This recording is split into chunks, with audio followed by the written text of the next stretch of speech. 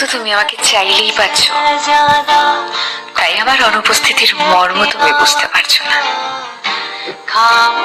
তোমাকে আমার মর্ম বোঝাতে গেলে তোমার প্রতি আমাকে নির্দয় হতে হবে।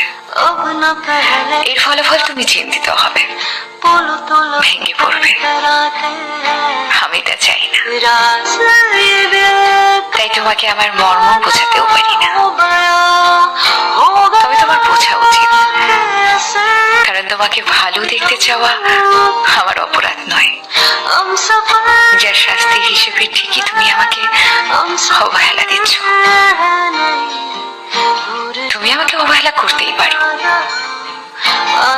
কিন্তু তার আগে তোমার প্রয়োজন নিজেকে শক্ত করা। কারণ আমি যদি তোমাকে অবহেলা করার সুযোগ না দিই, তুমি কখনোই আমাকে অবহেলা করতে পারবে না। তবে আমি অবহেলা ফিরিয়ে দিলে তুমি আশ্চর্য রকম ব্যথিত হবে। তোমাকেও কেউ অবহেলা করতে পারে, এটা তুমি মেনে নিতে পারবে না, কারণ তুমি